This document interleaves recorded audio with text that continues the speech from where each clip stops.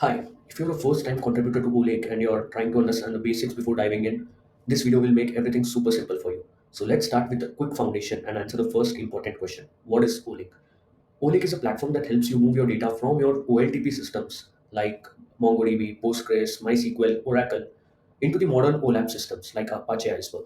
So it basically acts as an ETL tool that replicates the data from the source to the destination. So first we need to understand the difference between an OLTP system and an OLAP system. OLTP is online transactional processing system wherein the data is stored in row-based format as we can see here in Postgres. And OLAP is online analytical processing system wherein the data is stored in column-based formats as we can see here in Iceberg. So OLAP systems are basically preferred when we are running analytical queries on them, as we do not need to parse through all the columns for a particular query, and hence OLAP systems come in faster here. So where does OLake come here? OLake is basically used as a medium to transfer the data from the source, like for example Postgres, MySQL, Oracle, to the destination, that is Iceberg. Now I'm going to show you how to set up a local development environment for OLake so that you can run your code, debug it, and you can easily contribute to OLake. So to do this, first we'll visit the OLake website, that is olake.io. Here then we'll go to the document section and then we'll scroll down to community, wherein we can see set up a development environment. So this is the document which will help you to understand how you can contribute to OLake. As soon as we land here on this page, the first section we see is the prerequisites. So before setting up and running OLake, we need to have some dependencies installed on our system. So here are the five dependencies. First is Java, then Golang, Node.js, Docker, and Maven. So if you are using Mac OS, then we have provided the code for Mac OS right here. Similarly for Linux and Windows also, we have the following instructions provided. So go ahead and install these dependencies on your system. Then we can start by setting up the development environment. So before jumping into the demo, let's see how the local setup here looks like. So basically we spin up the source and the destination and its components. In the source, we spin up a MongoDB, Postgres and a MySQL server. And on the destination side, we spin up Iceberg and Parquet. And for the storage of the data on the destination side, we are spinning up a local MinIO server as well. And if you have your own S3 bucket credentials, you can go ahead and provide your S3 bucket credentials during the destination configuration. If you want to know in deep about how the local setup works, like you can click on how this local architecture works, and this has the entire details in depth on how the local architecture is set up and how it's working. So to better understand the workflow, let's walk through a simple example where we'll be using Postgres as source and Iceberg as our destination. And we'll use OLake to transfer the data from Postgres to Iceberg. And later on, we'll be querying the data on Iceberg side as well. So for this, you need a few things ready. The first is the Postgres, second is OLake, and third is the Iceberg. So we have provided you with the simple command right here, which you can copy and just paste it on your terminal, and this will make sure to spin up all the three requirements. So to do that, let's first go ahead and create a folder right here. Let's name it setting. Let's give it a name. Setting up OLake. Okay. You can use whichever tool you want. I'm going to use cursor right now. I'll open this project. It's in the desktop, setting up OLake. Okay, so this is the terminal right here.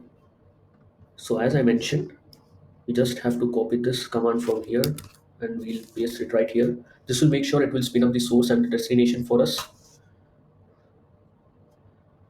As we can see, we have the source.yml file. So this Docker Compose file has all the requirements for the source, and this one has all the requirements for its destination. So let's wait until the image gets pulled and both the services are up and running. So once your services are up and healthy, what you can do is you can go ahead to the OLake GitHub page, which is right here. You can fork this repository. Since I've already forked it, I'm not going to fork it again.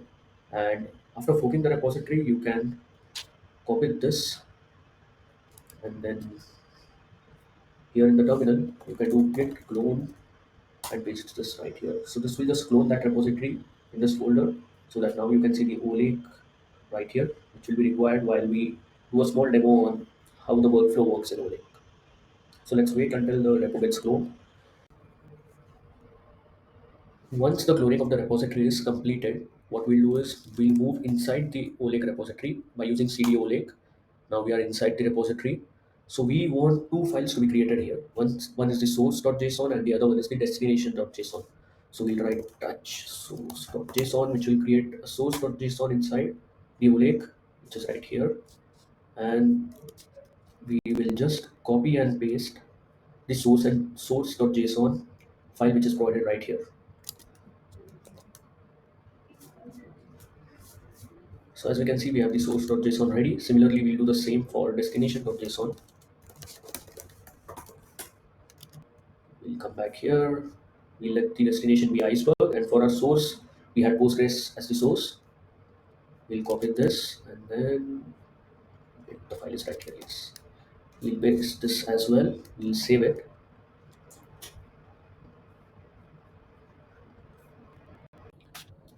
So now that we have our source file and the destination file set up, let's check the further steps in the setup documentation.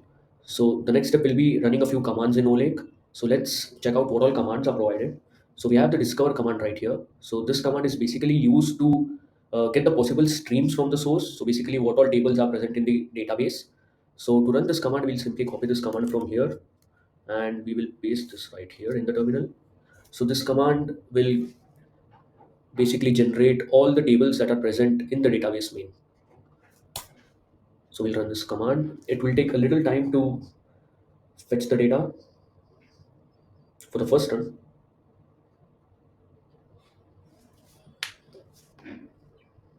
Okay, so as we see, the discover has been completed. And as soon as the discover command is completed, we can see a streams.json file being generated here. Let's make this a little pretty. Yeah. So it says that in the public, we have one table named sample data. So that is the only table that we have stored here. So we'll be using this table and transferring it to the destination now. So as we can see here in the selected streams section, we only have one table, that is sample data. It is because we only had that one table in the entire streams, which is right here. And if we had multiple tables present here, then we could have selected multiple tables in the selected stream section as well. So for now, we just want to work with the sample data table. And now since the stream has been selected, let's check the document again for the next step. So the next step is the sync command. So first, let us check how the source table looks in the Postgres. So we can simply run a docker execute command and do select star from the table just to check how many records are present there. And as we can see, we only have one record with ID 1, string column hello world, and num column as 1, 2, 3. So we basically provide two sync options here. The first one is without state enabled. So this one is used when we are doing a full refresh and we want the entire table from the source replicated to the destination as it is. The second one is with the state file enabled. So what this basically does is it is used during incremental and CDC syncs, wherein we only want the ongoing changes made to the database, such as the update, deletes, and only the current changes made to the database are replicated on the destination side. So now let us run the sync. The first sync we'll run is with no state enabled, basically doing a full refresh. Let's come here, we'll paste the command, and the sync has started.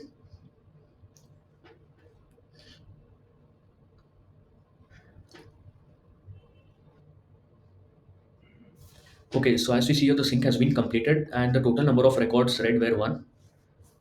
We can check that same on the destination side as well. So what we'll do is we'll simply query our data in the localhost 8888, which is the Spark Iceberg server. Click on new Python file. We can simply copy this query right here,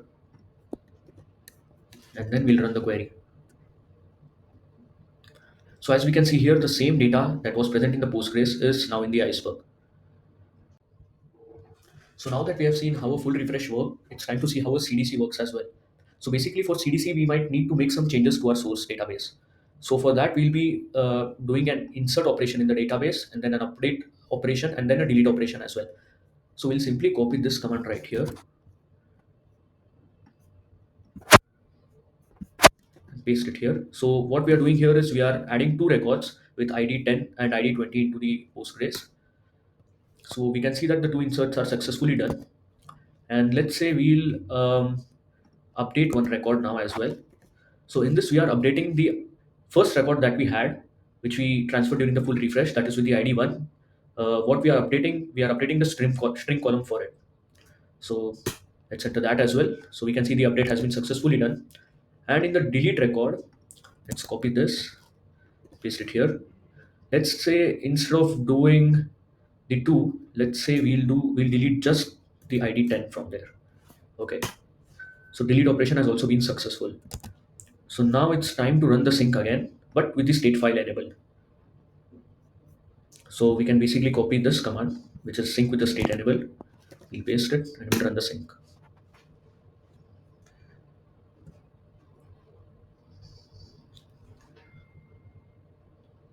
We can see total records read were 4 as we inserted, updated, and then deleted as well. Let's go and check the same. So if we run this command again, we can see that we get the 3 rows as follows. So what we did with ID1 was we updated the string column for it. We changed it from hello world now to first record updated. Then we inserted the two records with ID 10 and 20, but we later also deleted the record with ID 10. So we can see here all the operation type changes over here. So for the ID 1, we had updated the record. That is why the OP type shows as U. For the ID 20, we just inserted it during CDC. So that is why it shows as C. And for the ID 10, we inserted it, but later on we deleted the record as well. So that is why the OP type shows as D. Okay.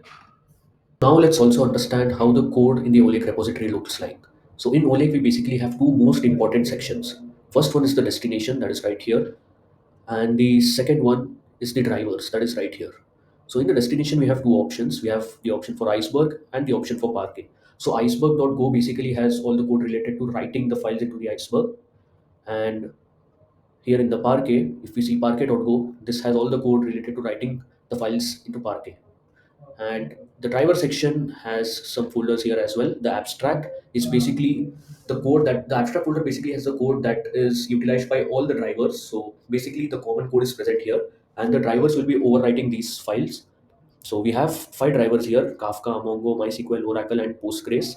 So if we go on check in Postgres internal, we see backfill.go basically is the code for full refresh, or what we call as historical refresh as well, wherein the entire data from the source is put into the destination. The CDC code is present in cdc.go file, wherein we only capture the changes. Similarly, for incremental change, we have the incremental.go. So basically, you can find all the files related to Postgres inside this folder. So now that you have started contributing to OLake and you make various changes in the code and you want to make sure whether the code is working correctly or not, for that you might need to do debugging later. So to do debugging, we basically can use a print statement or a logger statement anywhere in between the code, whichever we want to test. For instance, let's work on this backfill.go file for the Postgres. So let's say that I'm going to test the get of split chunks function, whether it is working properly or not. So I'll simply add, uh, yeah, let's say this line here, which will help me debug approx row count. So I'll save this file and I'll run the sync again. So when I run the sync, I'll just see this line getting printed in the terminal as well. Just it helps us make sure that the function is running properly at that point of time. As we can see here, the line has been printed properly. So this way we can do debugging in OLake.